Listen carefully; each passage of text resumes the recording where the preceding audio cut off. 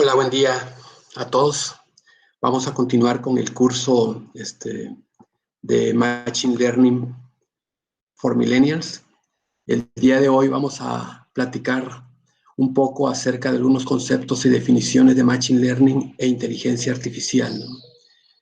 Para ello voy a hacer uso de algunas diapositivas que he preparado para esta ocasión, ¿sí? Voy a proceder a compartir estas diapositivas para que podamos empezar con el contenido.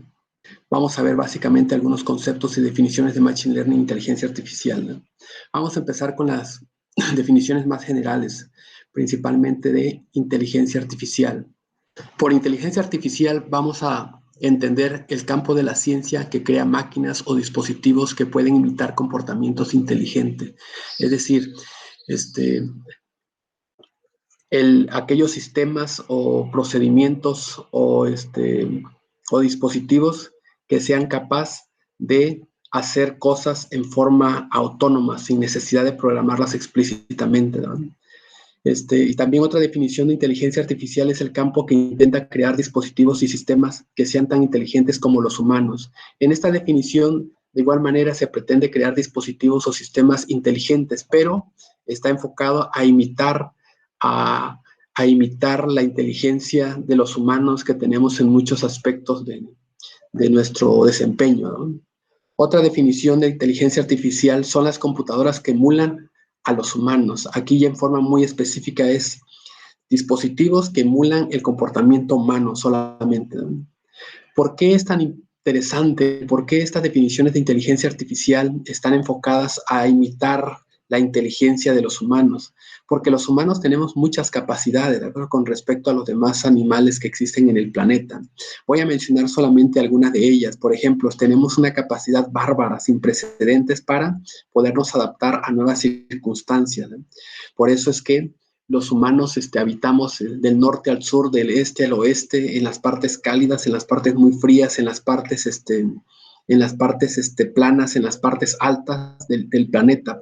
Esto es una muestra de que hemos mostrado una gran resistencia, resiliencia para podernos adaptar a una gran variedad y diversidad de ambientes, ¿no?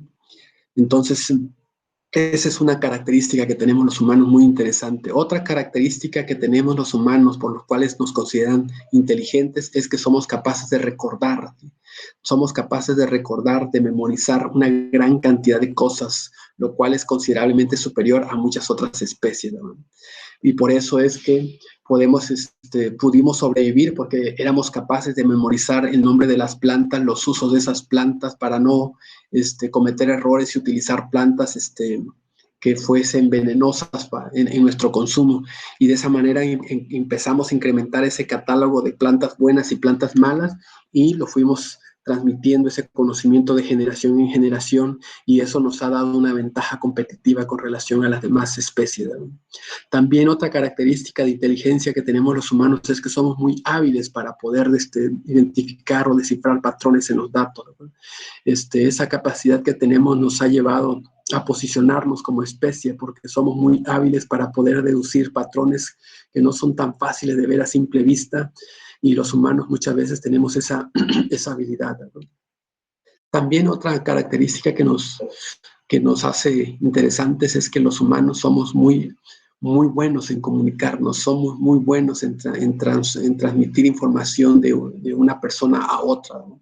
Entonces, gracias a esa capacidad que tenemos para comunicarnos, hemos logrado que podamos cooperar con cientos de seres humanos para lograr objetivos en comunes, aún con desconocidos, somos capaces de cooperar, ¿no? Pero eso es gracias a que tenemos un lenguaje muy sofisticado, ¿no? Y aunque todavía, desde mi punto de vista, desde mi gusto, creo que esa parte de comunicación se tiene que pulir un poco más. ¿Por qué? Porque todavía hay muchas guerras, hay muchos conflictos entre naciones, entre pueblos, entre etnias, y eso en parte se atribuye a que la comunicación no es totalmente eficiente como deseáramos, ¿no? Pero dentro de lo que cabe podemos decir que somos muy buenos en comunicarnos, ¿no? Y eso ha hecho que podamos juntar cientos o miles de personas para lograr un objetivo común, ¿no?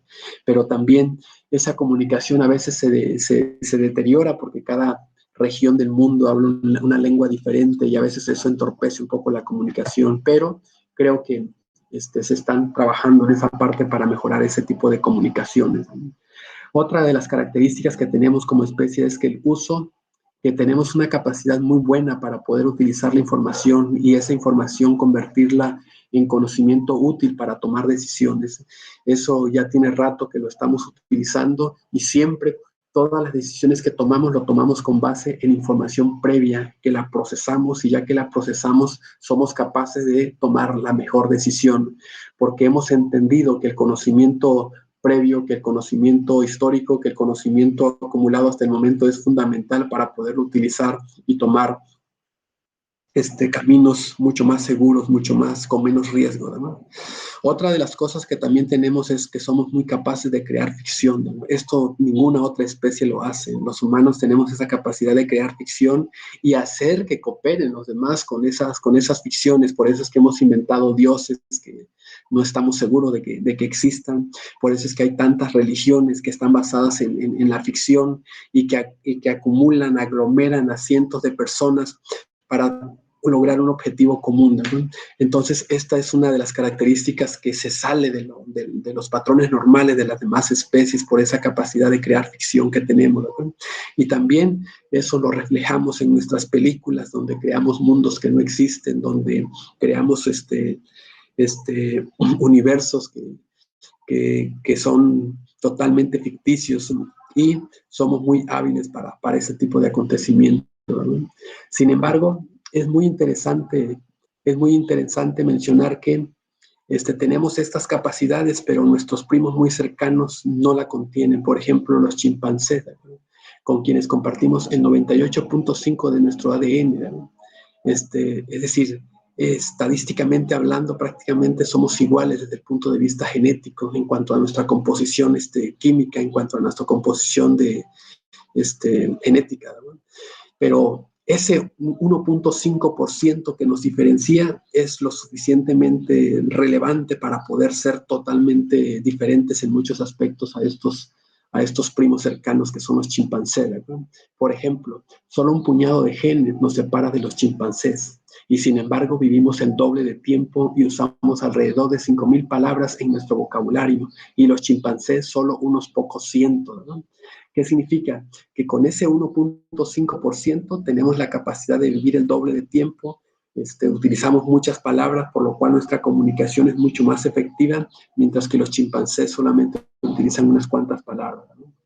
Otra cosa que se ha detectado es que existen algunos genes que están asociados al tamaño del cerebro, ¿no? Por ejemplo, un gen que se llama ASPM, que está asociado al tamaño del cerebro y por lo tanto tenemos el doble.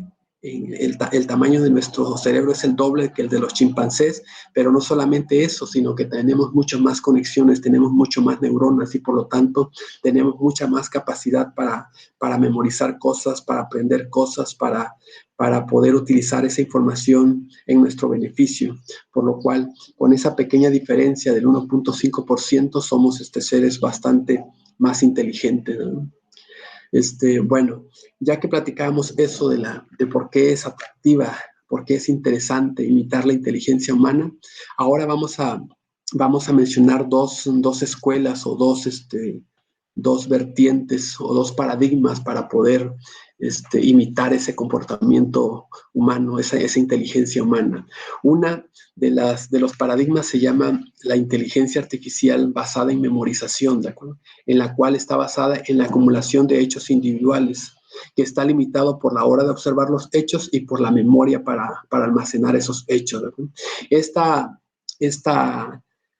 Este paradigma para crear productos o sistemas inteligentes o productos de inteligencia artificial fue el predominante por muchos años, ¿de acuerdo? Fue como se empezó la inteligencia artificial y básicamente consistía en programar absolutamente todas las indicaciones para poder crear un producto inteligente, todo con puros if, else se programaba y de esa manera funcionaban esos productos, pero se encontraron con muchos problemas a la hora de querer imitar ciertos comportamientos que tenemos los humanos, ciertas cosas que lo hacemos con mucha naturalidad y sobre todo que había problemas de almacenar y había problemas de almacenar y que lo que no se programaba en forma explícita, los sistemas que se desarrollaban eran incapaces de realizarlo, ¿no?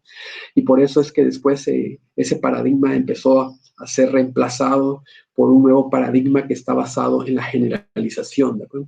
La generalización consiste en deducir hechos nuevos a partir de hechos previos o antiguos, ¿de acuerdo? Y básicamente esta nueva escuela de crear productos o sistemas de inteligencia artificial es una metodología básicamente predictiva, ¿de acuerdo? Donde se asume que el pasado sirve para poder predecir el futuro, ¿no? El pasado y el presente sirve para poder predecir el futuro. Entonces está basado está basado en la deducción, ¿sí? En la deducción de los procesos. Sin embargo, tiene un problema este método de que no es totalmente preciso. ¿Por qué?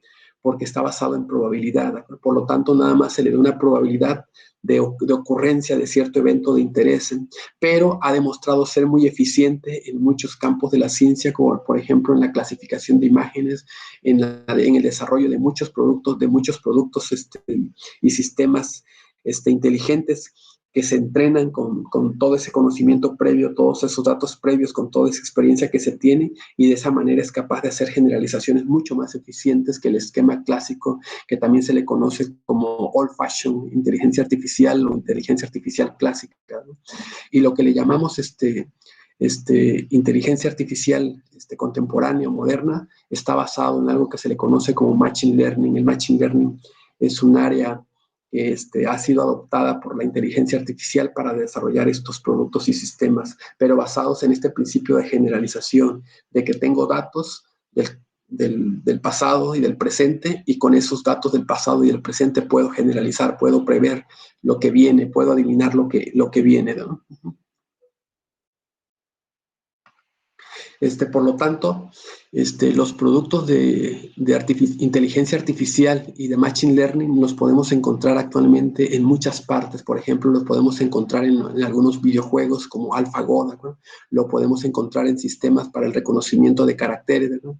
Lo podemos encontrar en los vehículos autónomos, ¿no? También lo encontramos en los sistemas para la detección de rostros, para la detección de reconocimiento de personas, ¿no?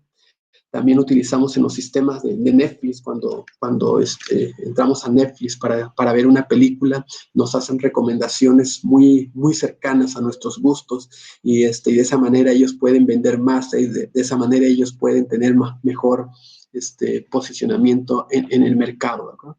También se utiliza mucho actualmente para hacer predicciones de muchos fenómenos en la bolsa de valores o muchos fenómenos ambientales, etcétera, etcétera. También hay muchos productos de inteligencia artificial como Amazon Alexa, que son dispositivos que tú les haces algunas preguntas y te responden de una forma bastante natural, ¿no? Otras aplicaciones son para el descubrimiento de drogas, donde ya se está automatizando para poder hacer este proceso de descubrimiento de drogas y sobre todo hacerlo en menor tiempo. También, como mencionaba, muchos asistentes de voz también se está utilizando para poder diagnosticar cáncer con anticipación y de esa manera poder ayudar a las personas a salvarle la vida. De igual manera como Netflix, también en Amazon, todos los productos que nos venden utilizan ese tipo de herramientas para podernos vender más, para podernos vender cosas que nos gusten, para podernos convencer más fácilmente de que tenemos que comprar dichos artículos o productos, ¿no? Por lo tanto, lo que es el Machine Learning actualmente se está utilizando en prácticamente todas las áreas del conocimiento. Lo encontramos en la agricultura para poder predecir cuánto va a producir una planta sin ser físicamente plantada en el campo. Lo encontramos en educación para poder seleccionar a los alumnos que van a ingresar a una universidad, ¿sí? O para poder anticiparse qué alumnos van a desertar, ¿sí? O para poder identificar a los alumnos que tienen problemas de algún tipo, ¿verdad? También lo encontramos en el marketing, ¿de acuerdo? En el marketing encontramos el día a día, donde nos están ofreciendo productos, donde están diseñando estrategias basadas en Machine Learning para que podamos comprar más productos y de esa manera lo que nos ofrezcan sea muy cercano a lo que nos gusta y tengan más probabilidad de ser comprados ese tipo de producto, ¿no? También, como mencionamos, se utilizan en los carros autónomos, ¿no? en el banco, ¿de acuerdo? En los bancos también lo están utilizando de una forma impresionante para detectar, para la detección de fraudes, para hacer campañas de promoción de crédito, ¿de acuerdo? Y incluso en la que se lo conoce como ciberseguridad, ¿no? Para poder detectar problemas, ataques cibernéticos, etcétera, etcétera, en la detección de drogas, ¿de acuerdo? Y muchas otras cosas se está utilizando, y actualmente también se está utilizando para tratamiento de cáncer, identificar esas herramientas más fácilmente, ¿no? Por lo tanto, a continuación voy a proveer de algunas definiciones de Machine Learning para que nos estemos entendiendo de una mejor manera. Voy a presentar primeramente la definición de Samuels de 1959. Este señor define el Machine Learning como el campo de la ciencia de la computación que brinda a las computadoras la capacidad de aprenderse y ser explícitamente programadas. ¿Qué significa? Que en este caso, el Machine Learning es una herramienta para poder deducir nuevos hechos a partir de hechos previos, y por lo tanto para poder funcionar necesita de datos, necesita de experiencia acumulada para poder anticiparse a las nuevas tendencias, a los nuevos acontecimientos, ¿no? Es importante mencionar que Arthur Samuels fue un pionero de la informática que escribió el primer programa de autoaprendizaje que jugaba a las damas aprendiendo de la experiencia, ¿no? También inventó un método que se llama alpha beta pruning, que es ampliamente utilizado en un método de machine learning que se llama árboles de decisión, ¿no? Otra definición del machine learning se define como un subconjunto de la inteligencia artificial que utiliza métodos estadísticos para permitir que las máquinas mejoren con la experiencia. Esto significa que combina programación más probabilidad y estadística, ¿no? Entonces, si se dan cuenta, esta definición es ligeramente diferente porque dice que utiliza métodos estadísticos para poder aprender de los datos acumulados, de la experiencia acumulada, pero en esencia prácticamente es la misma, ¿no? Otra definición de Machine Learning es que se define como un subconjunto de la inteligencia artificial que utiliza métodos estadísticos para permitir que las máquinas mejoren con la experiencia. Es decir, que esta definición es mucho más explícita en que esta área necesita de programación más estadística y probabilidad, ¿no? Una tercera definición del Machine Learning el Machine Learning es un subconjunto de inteligencia artificial que permite a las computadoras actuar y tomar decisiones basadas en datos para llevar a cabo una determinada tarea. Estos programas son algoritmos estocásticos diseñados de manera que puedan aprender y mejorar con el tiempo cuando se exponen a nuevos datos. Otra definición es, el Machine Learning son los métodos por los que las máquinas aprenden de los datos, ¿no? Así de simple. Y la siguiente es, Machine Learning es la aplicación de los métodos estadísticos para identificar patrones en los datos utilizando computadora, ¿no? Aquí en esta gráfica se muestra cómo se hace la programación tradicional y cómo se hace la programación utilizando Machine Learning. En el método tradicional de programar, o que pertenece a la inteligencia artificial clásica, para poder hacer un programa que generara output, lo que necesitábamos era simplemente desarrollar ese programa más inputs más input de ese output que queríamos producir, ¿no? Entonces programábamos en forma clásica con puros if-else, dábamos las condiciones y de esa manera el programa que creábamos producía un output, ¿sí? Por ejemplo, imagínense que queríamos hacer una máquina para predecir si a una persona le dábamos un crédito o no, ¿no? Entonces lo que hacíamos era simplemente, imagínense que la decisión la íbamos a basar en 3 respuestas, en 3 variables independientes: los ingresos, la zona donde vive la persona y sus dependientes económicos. Entonces simplemente programábamos, si sus ingresos son mayores a 20,000 pesos, vive en una zona residencial y tiene menor de 2 dependientes económicos, le vamos a dar un crédito. Y eso lo programábamos con pure if-else y de esa manera podíamos producir un output. Sí le damos el crédito si cumple con esas 3 condiciones: ingresos mayores de 20,000 pesos, zona residencial y dependientes económicos de menor o igual a 2, ¿no? Y eso es un ejemplo. Sin embargo, cuando se trata del Machine Learning, el enfoque es ligeramente diferente. Para poder desarrollar un programa que haga clasificaciones en forma automática, necesitamos darle las 2 cosas: información del input y el output, ¿sí? Por ejemplo, imagínense que queremos desarrollar una máquina para predecir si a los clientes futuros les damos o no crédito. Entonces podemos entrenar el algoritmo con una muestra que contenga 10,000 individuos de los datos históricos, de los cuales la mitad les hemos dado crédito y las otras mitad no les hemos dado crédito. Por lo tanto, tiene tanto la variable independiente, las tres variables independientes, ingresos, zonas, dependientes económicos, como la variable respuesta, que es si le dimos o no le dimos crédito, ¿no? Entonces, con esa base de datos, lo que hacemos es, hacemos algo de programación, pero al final de cuentas lo que nos produce ese proceso de entrenamiento es una especie de un nuevo programa, ¿no? Que ese nuevo programa es capaz de poder deducir a partir de ese proceso de entrenamiento el resultado que va a ser para cada persona si le damos o no le damos créditos. Pero la diferencia es que para poderlo entrenar necesitamos inputs y outputs directamente, no como en el esquema tradicional que nada más ocupaba inputs y yo generaba el output después, ¿no? Entonces en Machine Learning lo que me genera es una especie de un nuevo programa, pero ese programa está mucho más sofisticado y que tome en cuenta la experiencia de los datos, tome en cuenta el conocimiento previo que se tiene y es capaz de deducir simplemente con el patrón que tengan los inputs, si le damos crédito o no le damos crédito a esta persona. Otro ejemplo más, por ejemplo, imagínense que queremos hacer una máquina predictiva para clasificar manzanas, los frutos de manzanas de los plátanos, ¿no? Y simplemente decido que si es alargado y de color amarillo, los clasifico como manzana. Eso es bajo el esquema tradicional, ¿no? Si es alargado y amarillo, lo clasifico como plátano.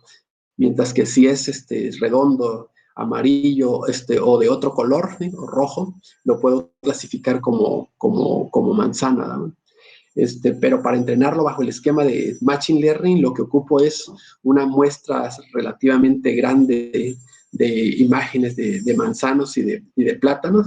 Y, por ejemplo, si tengo 10,000 imágenes que sean alrededor de la mitad de plátano y alrededor de la mitad de manzana, y con eso yo entreno el modelo, pero para poderlo entrenar, cada una de las imágenes tiene que tener también su etiqueta, ¿de acuerdo? Si son manzanas o si son plátanos. De esa manera lo entreno y genero un nuevo programa que después simplemente con la pura imagen es capaz de predecirme si pertenece a una manzana o a un plátano, ¿no? Lo mismo puede ser con el estatus socioeconómico, ¿no? Bueno, otro ejemplo, bueno, ahora vamos a proceder a mencionar algunas diferencias que hay entre la inteligencia artificial y el machine learning para poderlo diferenciar, porque muchas veces he notado que las personas se confunden, ¿no? Ya mencionamos que la inteligencia artificial es el desarrollo de productos, sistemas, que utilizan el machine learning para desarrollar tareas específicas que son un poco inteligentes, ¿no? Por ejemplo, un producto de inteligencia artificial es un robot, ¿no? que baila, por ejemplo, ¿no? Pero lo que tiene de machine learning es toda la programación, ¿sí? Que lo entrenaron con datos previos, ¿no? Y obviamente todo el algoritmo, es decir, que el machine learning son como los algoritmos, como el motor que hace que ese producto llamado robot funcione adecuadamente, ¿no? Otro ejemplo de producto de inteligencia artificial es un carro autónomo, ¿no? Y lo que es el machine learning son todas las capas que tiene internamente programadas para que pueda hacer ese trabajo de conducirse en forma autónoma. ¿Qué significa? Que tienen inputs de información de sensores, inputs de información de muchas fuentes para que pueda realizar todas las actividades de conducirse en forma autónoma de una forma precisa, ¿no? Entonces, lo que quiero decir con esto es que el Machine Learning es como el motor que hace que podamos producir artículos de inteligencia artificial, ¿verdad? Los productos de inteligencia artificial son como los productos terminados y el Machine Learning es como la maquinaria que hay dentro para que podamos realizar ese tipo de sistemas, productos inteligentes, ¿no? Por ejemplo, otro ejemplo de un producto de inteligencia artificial son algunos asistentes, ¿de acuerdo? Que tú les haces preguntas y te responden, ¿no? Ese es el producto de inteligencia artificial, pero dentro de él hay muchas capas de machine learning, por ejemplo, que toda la información que le llega de la pregunta se transforma en números y de esa manera puede deducir el patrón y hacer la respuesta adecuada, pero para poder hacer eso en forma automática el sistema se entrenó con las voces haciendo la misma pregunta o versiones ligeramente diferentes de la misma pregunta con las voces de cientos de personas para cuando este producto se saque al mercado pueda realizar esa tarea de una forma eficiente. Por ejemplo, Amazon Alexa, ¿no? Ustedes le preguntan, ¿cuál es la temperatura en Colima ahora? ¿No? Y te responde, la temperatura en Colima en este momento es de 32 grados centígrados, ¿no? Entonces, eso es, hay que tenerlo bien claro la diferencia. Machine Learning son como las refinerías, son como la maquinaria que hace el trabajo para que esos productos de inteligencia artificial funcionen y cumplan con esa meta de ser inteligentes en algún sentido, ¿no? Otro ejemplo es de producto de inteligencia artificial son los, son los robots que clasifican libros, ¿no? Entonces, ese es el producto final que hace ese trabajo de clasificar libros en forma automática. Pero dentro de ese robot hay muchas capas de machine learning. Hay muchas capas de machine learning que realizan actividades específicas para que ese robot pueda ejecutar esa tarea en forma eficiente, ¿sí? Por ejemplo, una de las capas es que si los clasifica por géneros, tuvimos que entrenar a los algoritmos de Machine Learning, los tuvimos que entrenar con input de diferentes categorías de libros para que pudiera aprender a diferenciar esas categorías y cuando le damos un libro, automáticamente lo pueda clasificar en la categoría correcta, ¿no? Y así hay muchas otras capas de este tipo de cosas para que funcione adecuadamente. Otro ejemplo de producto de inteligencia artificial son los sistemas de cómputo que ustedes le dan una imagen y en blanco y negro y te lo pinta en colores y esos colores deben de ser para que se vea bonito, se vea elegante, se vea de calidad, ¿no? Entonces, ese es el producto final, ese sistema que hace esa tarea de cualquier imagen en blanco y negro lo ponga en colores apropiados o razonablemente apropiados, ¿no? Pero para poder hacer esto se tuvo que haber entrenado con una muestra considerable de fotos de fotos para poder hacer esta tarea en forma automática, ¿no? Otro ejemplo de un producto de inteligencia artificial son las aplicaciones que hay o que se están desarrollando actualmente para cuando te toman una foto una radiografía o una tomografía y automáticamente con esa información este sistema que puede ser una aplicación te dice cuál es la probabilidad de que te dé algún tipo de enfermedad o algún tipo de cáncer o algún tipo de problema, ¿no? Entonces, esto es el producto de inteligencia artificial, lo que está detrás, lo que está internamente, lo que hace todo este trabajo duro para poder llegar a esa conclusión son los algoritmos de Machine Learning, ¿no? Por ejemplo, cuando se trata de hacer clasificación de algunas enfermedades, imagínense que el algoritmo lo alimentamos con puras no sé si eso son fotografías o tomografías de los pulmones, ¿no? O de una parte de nuestro cuerpo, ¿no? Entonces, con esas fotografías alimentamos al sistema y obviamente a cada una de esas personas ya se conoce cuáles son sus padecimientos que tiene, ¿no? Ya se tiene, por ejemplo, para esta persona tiene este padecimiento, esta persona tiene este padecimiento y por lo tanto creamos una base de datos que tenga tanto inputs como outputs, ¿no? Y debe ser lo suficientemente grande y además debe de estar bastante balanceada, es decir, que el número de inputs, el número de inputs para cada una de las categorías que se quieren predecir deben de ser bastante similares para de esa manera poder entrenarlo adecuadamente y también pueda hacer predicciones razonables para todas las categorías, ¿no? Entonces, el modelo, y ya que está entrenado el modelo, simplemente con alimentarla con una imagen, el algoritmo es capaz de darte la probabilidad de cada una de esas categorías, ¿no? Esto está avanzando mucho, esto está realmente comenzando, se están creando nuevas aplicaciones para muchas enfermedades, para muchas cosas, y creo que dentro de pocos años va a ser el pan de cada día, pero en este momento esto no está terminado totalmente, esto todavía está en evolución y creo que pronto se van a tener mejores desarrollos, mejores aplicaciones que van a predecir todo este tipo de problemas o enfermedades de una forma más eficiente, ¿no? Pero los primeros pasos ya se están dando y creo que son bastante interesantes, bastante consistentes los resultados que se están obteniendo. Por ejemplo, nada más para mencionar y poner en contexto esto, lo que les comentaba creo que en alguna de las clases anteriores, es que antes del 2012, en cuanto a clasificación de imágenes, reconocimiento de imágenes, los humanos éramos los campeones, ¿de acuerdo? Ya que teníamos una capacidad para reconocer imágenes del 95%, y las máquinas predictivas en el 2012, ¿con qué trabajo alcanzaban el 75%? Las mejores máquinas predictivas. Para el año 2014 ya se acercaban al 90%. Para el año 2015 se superó el 90%, pero todavía era menor al 95%. Sin embargo, ya para el año 2016, las máquinas artificiales, las máquinas predictivas basadas en Machine Learning, superaron nuestra capacidad de clasificar imágenes y ya lo hacen arriba del 96%. Entonces, en esta gráfica podemos observar que esto del Machine Learning, de la inteligencia artificial, es una área que todavía está en investigación, todavía está en evolución, que todavía está trabajando para poder mejorar sus sistemas y sus resultados, ¿de acuerdo? Y creo que están haciendo bastante buen trabajo, y en tan poco tiempo hay ocasiones que se dan saltos cuantitativos y cualitativos de suma importancia, ¿no? Por ello es que a partir de 2016 creo que las máquinas en esta tarea de reconocimiento de imágenes ya nos superan, y por lo tanto esta tarea se lo están encomendando a ellas, no a los humanos, ¿no? Pero así como en esta tarea de recomendar imágenes, en muchas otras tareas que son de inteligencia débil, que son muy específicas, las máquinas están superando a los humanos. Y en muchas otras tareas, como por ejemplo hacer multiplicaciones de 8 dígitos, desde hace tiempo que las máquinas lo hacen mejor que nosotros, ¿no?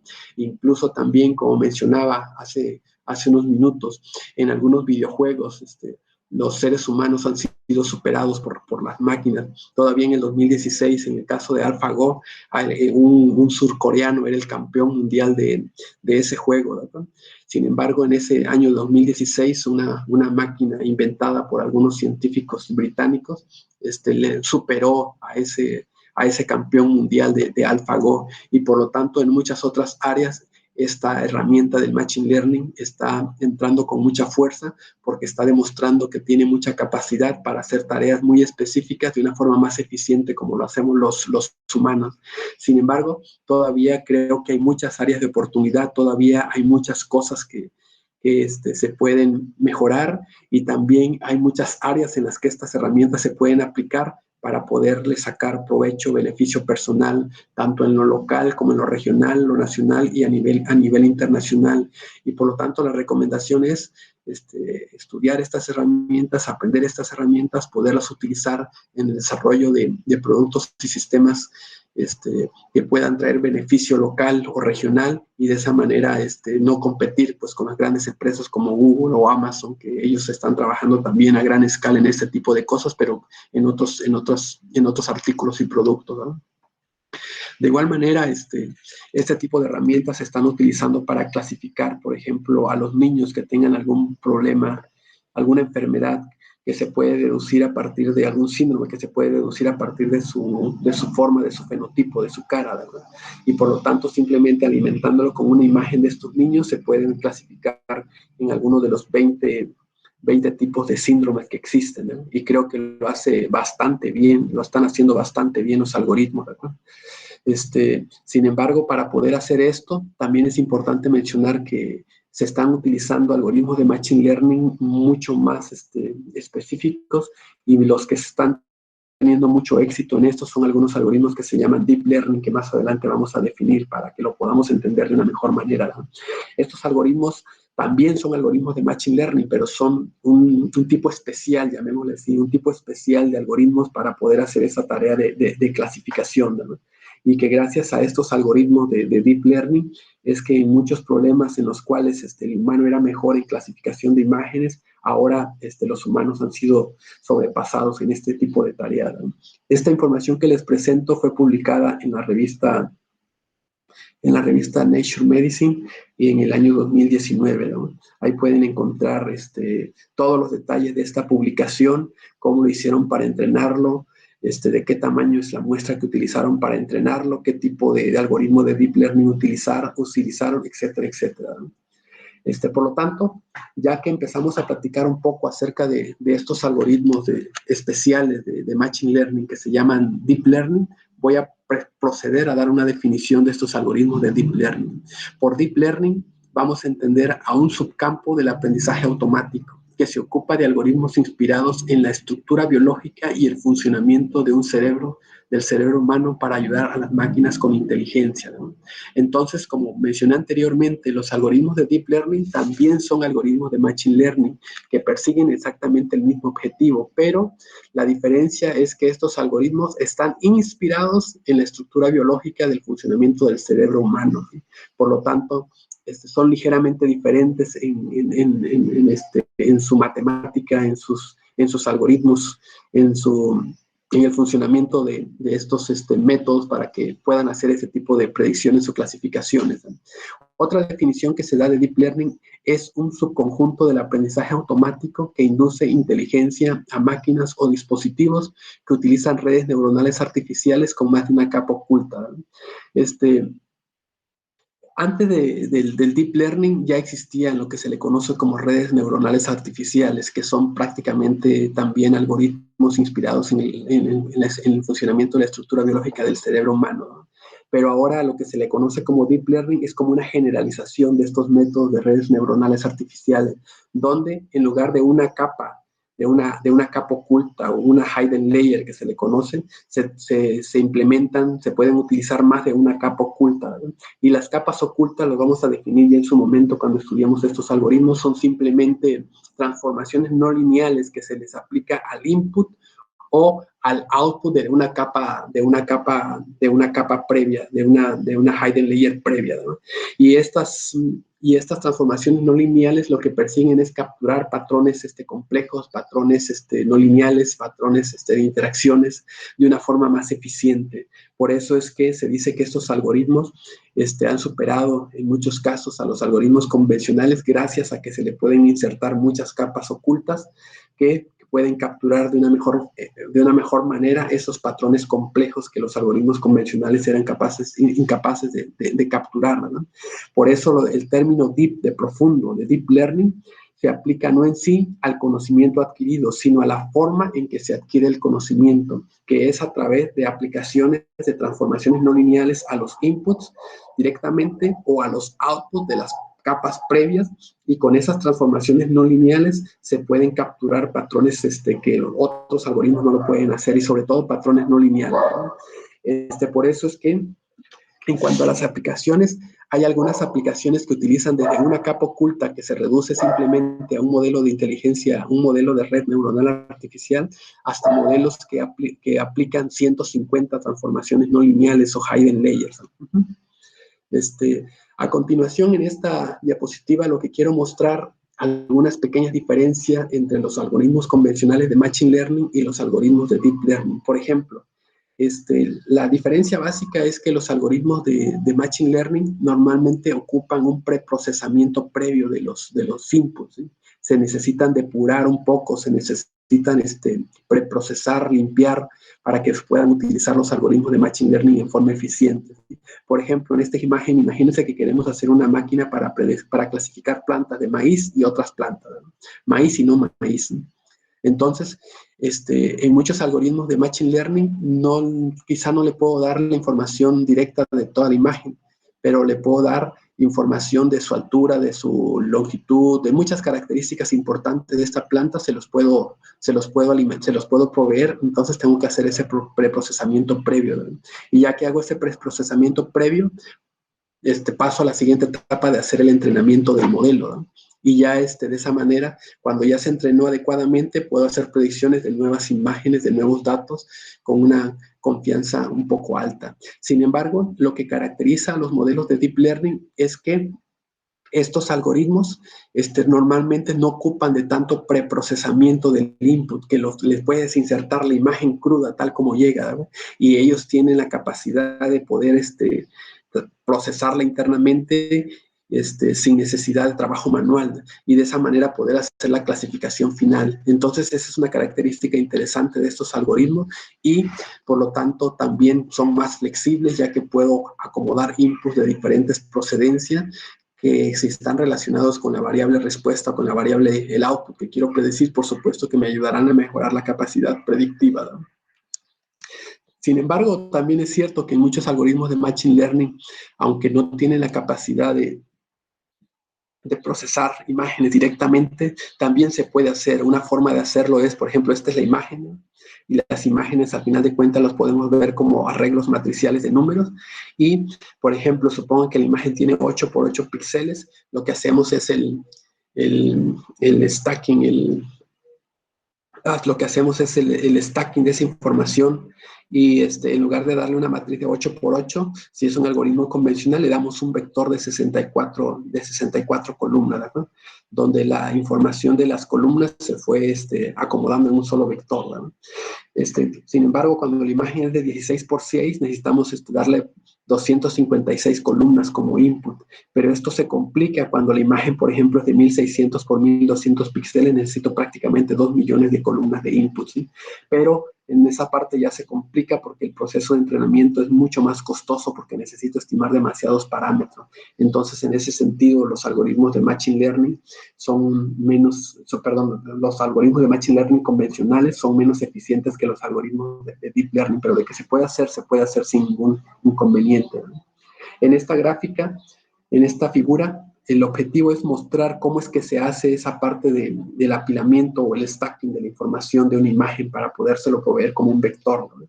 Por ejemplo, imagínense que esta es una imagen, ¿no? De 16 píxeles por 16 píxeles y que tiene el número 2 internamente, ¿no? Entonces, para hacer ese apilamiento o ese stacking de la información y convertirlo en un vector, lo que hacemos es la primera columna la ponemos acá, la segunda lo ponemos abajo y así sucesivamente hasta que lo convertimos en un vector, ¿no? Esa es la forma y por lo tanto el input para ese algoritmo de Machine Learning convencional es este vector, porque los algoritmos de Machine Learning convencional no son tan eficientes para trabajar directamente con la imagen como son los algoritmos de Deep Learning. Como les comentaba, los algoritmos de Machine Learning en general no están casados o se pueden restringir sus inputs a un solo tipo de input, ¿no? Los inputs pueden provenir de diferentes fuentes, pueden ser imágenes, pueden ser textos, pueden ser tablas convencionales de números o incluso audio, etcétera, etcétera. Sin embargo, cuando se trabaja solamente con imágenes como input, se le conoce al área de investigación como computer vision, como computación, visión computacional, ¿no? Cuando se trabaja solamente con texto, al área del Machine Learning se le conoce como procesamiento del lenguaje natural, ¿no?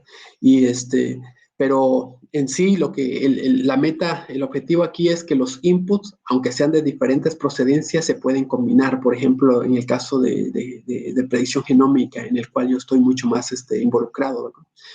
Los inputs provienen de imágenes, de fotos que se le toman a las plantas, también provienen de variables que se miden en campo, por ejemplo, la temperatura, la presión, la humedad relativa, etcétera, etcétera. Y también provienen de marcadores moleculares del mapa genético que se le mide a las plantas. Entonces ahí estamos mezclando como tres grandes tipos de input. Las imágenes que se le toman a las plantas en su diferente desarrollo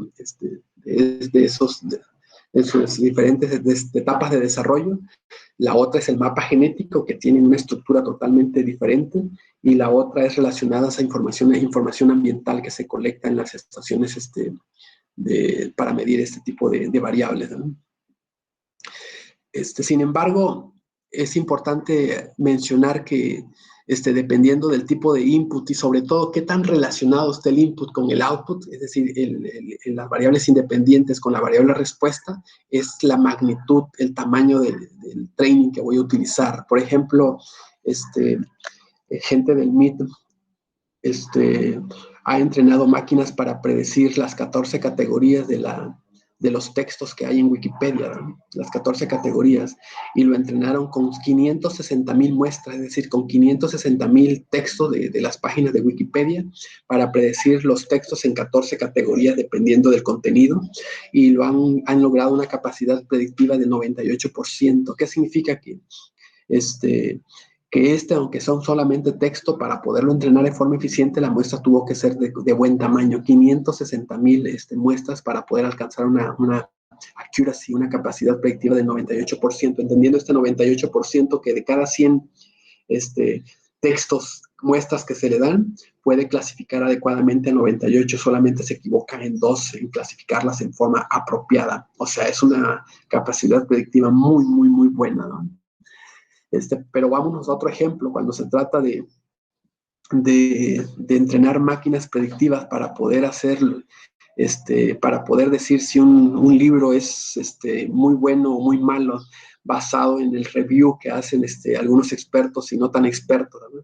Entonces, por ejemplo, estos mismos científicos, con una muestra de 3 millones de muestras para poder clasificar el review en 5 categorías, desde 5 la excelente y muy mala a la categoría 1, con 3 millones de muestras de esos reviews, nada más alcanzaron una capacidad predictiva del 60%. ¿Qué significa? Que podían clasificar de cada 100 libros, lo podían clasificar en las 5 categorías al 60% de ellos, a 60 de cada 100 eran correctas. ¿Qué significa? Que aún con 3 millones de tamaño de muestra, no fueron capaces de hacer una máquina más predictiva, mucho más eficiente, porque de cada 100 predicciones se equivoca en 40, ya se clasifica adecuadamente al 60%. Sin embargo, tampoco hay que verlo esto como algo malo, porque por puro azar, como son 5 categorías, por puro azar la clasificación correcta, por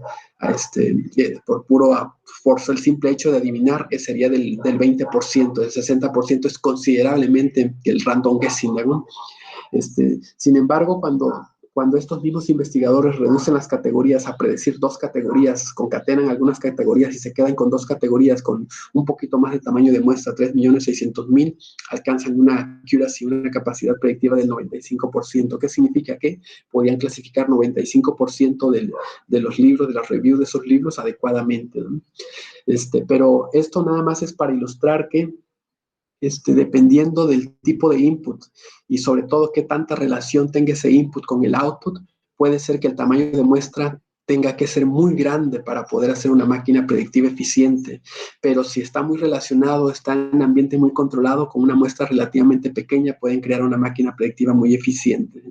Y el otro mensaje es que afortunadamente los inputs pueden provenir de diferentes fuentes, pueden ser imágenes, pueden ser textos, pueden ser marcadores moleculares, pueden ser información ambiental, puede ser de cualquier índole, ¿vale? Y lo podemos insertar como input en el modelo. Eso no es una restricción. Por lo tanto, a continuación voy a dar algunas pequeñas diferencias a grandes rasgos entre los algoritmos convencionales de Machine Learning y los algoritmos de Deep Learning. Con relación a la cantidad de datos que requieren, los algoritmos de Machine Learning normalmente requieren tamaños de muestra, cantidad de datos más pequeñas para entrenarlo, ¿no? Mientras que los de Deep Learning normalmente son muy dragones en datos, ocupan datos, muchos datos, necesitan muestras mucho más grandes, muestras de tamaños de muestra en la training sets o muestras de entrenamiento mucho mayores, ¿no? Con relación a los inputs, a las variables independientes o las variables predictoras, en Machine Learning uno tiene que crear muchas veces los inputs, los tiene que deducir de objetos previos, los tiene que crear en forma manual. En Deep Learning muchas veces los crea en forma automática, no necesitamos hacer ese preprocesamiento del que hablaba yo anteriormente, lo hace en forma automática y eso es una ventaja, ¿no? Con relación al tiempo para entrenar a los modelos de Machine Learning, normalmente es corto, con relación a los algoritmos de Deep Learning es largo, pero hay que dejar claro que corto es un poco relativo, porque si la muestra que tengo para entrenar ese algoritmo son 3.600.000 hileras, por supuesto que va a tardar mucho más que si tengo una muestra de 500.000 nada más, ¿no? Pero en términos relativos, los algoritmos de Machine Learning son mucho más eficientes en tiempo para entrenarlos que los algoritmos de Deep Learning, ya que los algoritmos de Deep Learning requieren de mucho más tiempo de entrenamiento porque requieren de mucho más parámetros y hiperparámetros, ¿no? Con relación a la precisión y la estimación en la capacidad predictiva, los algoritmos de Machine Learning podemos decir que en general dan buenas predicciones, mientras que los algoritmos de Deep Learning dan mucho mejores predicciones. Con respecto a la búsqueda de errores, lo que le llaman debugging los programadores, en Machine Learning, en los algoritmos de Machine Learning es muy fácil, ¿no? Relativamente fácil. Sin embargo, en los algoritmos de Deep Learning es mucho más complejo porque los programas de entrenamiento son mucho más sofisticados sofisticados y cuando hay un error en alguna parte es mucho más fácil, más difícil encontrarlo, ¿no?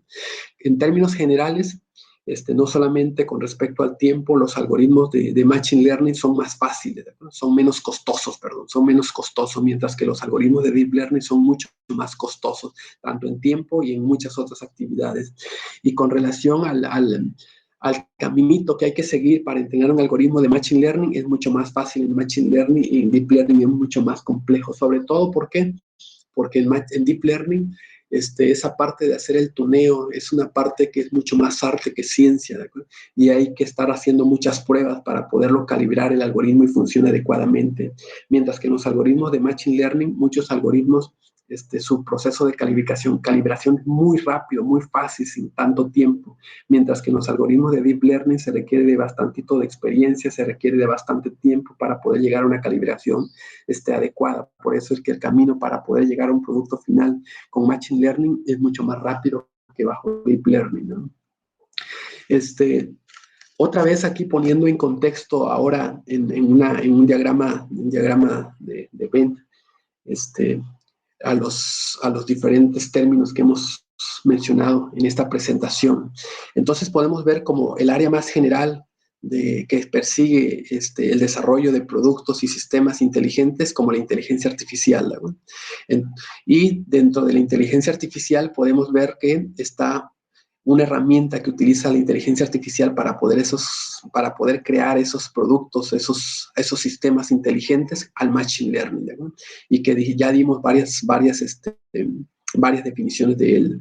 Después, dentro del Machine Learning, hay muchos algoritmos, ¿de acuerdo? Y hay muchos algoritmos, y dentro de ellos están los algoritmos de redes neuronales artificiales. Es un algoritmo más de Machine Learning, ¿de acuerdo? Y ya después, cuando se tienen más de una capa oculta, más de una hidden layer, viene lo que se le conoce como algoritmos de Deep Learning. Pero todo lo que está dentro de este círculo de Machine Learning, son algoritmos que persiguen el mismo objetivo. Lo único que cambia son la maquinaria de cada uno de esos algoritmos, ¿verdad?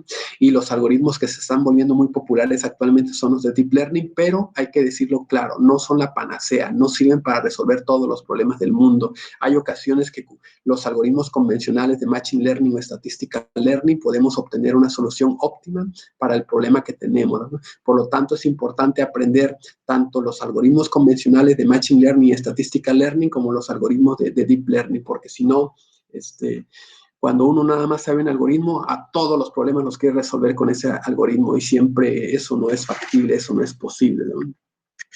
Con relación a los algoritmos de Deep Learning, básicamente a lo que me refería con capas ocultas, en esta gráfica lo voy a mostrar, ¿no? Por ejemplo, imagínense que queremos crear una máquina para clasificar peras, kiwis y manzanas, ¿de acuerdo? Y los inputs son imágenes, ¿no?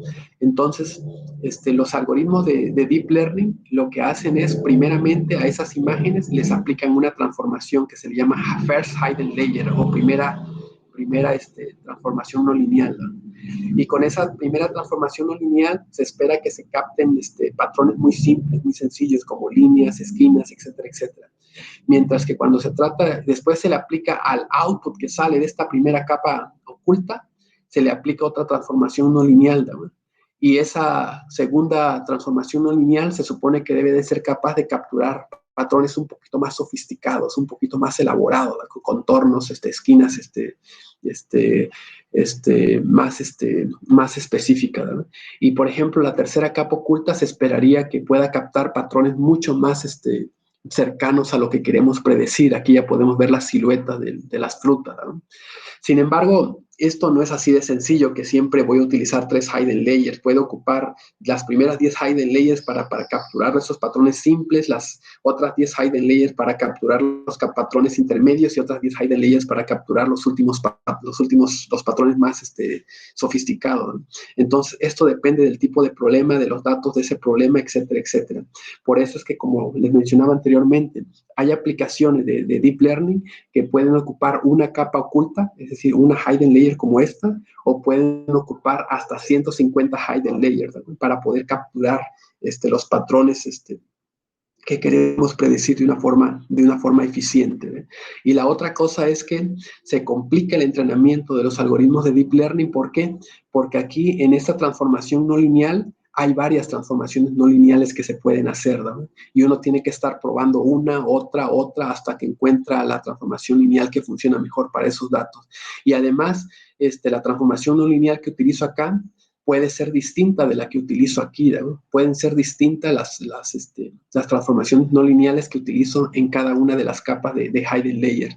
Entonces, eso complica el proceso de entrenamiento, pero también al final de cuentas lo enriquece, porque de esa manera, aplicando diferentes transformaciones no lineales en cada una de las capas, yo soy capaz de capturar patrones no lineales que la capa previa fue incapaz de capturar, y de esa manera puedo captar la mayoría de esos patrones y poder hacer predicciones razonablemente buenas en el testing set, ¿no? Que vamos a platicar más de eso, ¿no? Y la otra cosa por la cual se complica el entrenamiento de estos algoritmos es que también depende de muchos otros parámetros que tenemos que definir al inicio del proceso de entrenamiento, que más adelante lo vamos a definir como hiperparámetros, ¿no? Entonces, por eso es que les decía que el proceso de entrenamiento de estos algoritmos pues tiene una parte de arte y una parte de ciencia, porque todavía muchas cosas es un poco artesanal el proceso de entrenamiento, pero lo importante, lo interesante es que cada día hay más herramientas para poderlo hacer de una forma más automática y mucho más científica, ¿no? Para el día de hoy, es todo el contenido que tenía preparado para esta sesión. Espero que haya quedado un poco claro, y en la siguiente sesión vamos a platicar acerca de la diferencia entre los algoritmos supervisados, no supervisados y semisupervisados, para que ya empecemos a entrar a fondo en ese tipo de herramientas. Gracias por su atención.